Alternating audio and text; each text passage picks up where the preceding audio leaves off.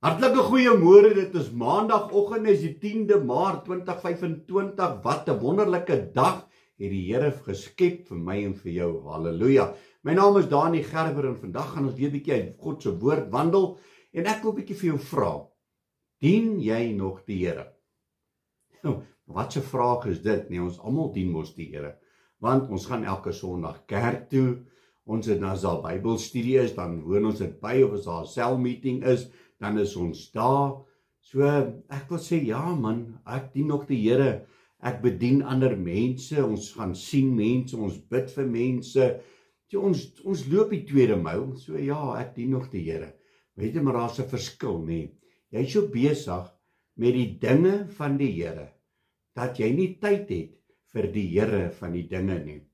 Het jy al bietjie stil gestaan en net bietjie besef en gedink, weet jy wat, dien ek regtig waar nog die Here, of is ek so besig met die dinge van die Here, dat ek nie by dit uitkom nie? Dan wil ek vir jou sê, staan 'n uur vroeër op in die môre. Maak tyd vir die Here. Moenie net tyd maak en sê, ek moet 8 uur, moet ek daar wees, want dan moet ek hierdie vergadering bywoon, oor dit, en dan moet ek dit doen, en dan is dit hierdie evangelie sessie, en dan moet ek Bybelstudie, en maak tyd vir die Here. En wanneer gaan jy tyd maak vir die Here? Is wanneer dit, ek wil dit in die Engelse uitdrukking gee, one-on-one. Wanneer jy tyd maak om net met die Here, net jy en die Here. En net die dag is so gejaag, jy kry nie tyd om dit te doen in die dag nie. So staan 'n uur vroeër op in die oggend. Ja, dit kos 'n prys om die Here te dien. Dit is nie as 'n highway to heaven nie, dit kos 'n prys, en is jy bereid om hy prys te betaal, om die Here te soek vir sy aangesig, om seker te maak dat jy het 'n verhouding met Jesus Christus. Hoor wat sê God se woord vir ons hierso in Johannes 4 vers 23. Hy sê, maar daar kom 'n uur en dit is nou, wanneer die ware aanbidders die Vader in gees en in waarheid sal aanbid, want die Vader soek ook mense wat hom so aanbid. God is gees en die wat hom aanbid, moet in gees en waarheid hom aanbid. Jy weet, en dit is goed om die werke te doen. Dit is goed om vir die Here te werk. Maar jou werke gaan jou nie red nie. God se woord is baie duidelik. Soek eers die koninkryk van God. Soek sy geregtigheid en dan sal al die goed vir my en vir jou bygevoeg word.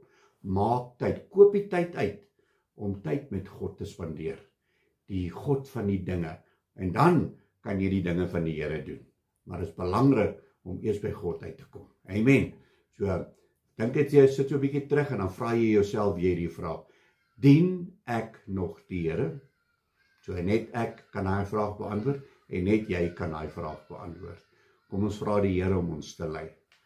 Halleluja. Aba Vader, Here, baie dankie vir u woord, Here, dankie dat u baie keer net met ons self praat, want ons is so besig met die dinge van die Here, en ons is so besig om woord op te neem, en ons is so besig om mense te bedien, en ons is so besig met die dinge, maar ons vergeet te keer, dat ons net bietjie by die Here van die dinge moet uitkom.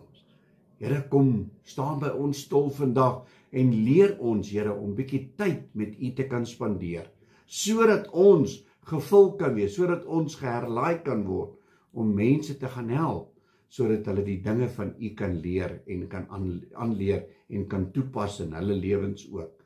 Ons loof en ons prys en ons eer u, dit wat u vandag met elkeen van ons verrig, en ons eer u daarvoor, in die mooi naam van Jesus Christus, die koning van die konings, die Here bo elke ene, en ons sê vir u dankie daarvoor. Amen en amen. My liewe broer en sussie in Christus, gaan kry daai tyd, koop die tyd uit, nee, maak tyd vir die Here van die dinge. Julle moet 'n geseënde maandag hê. God bless.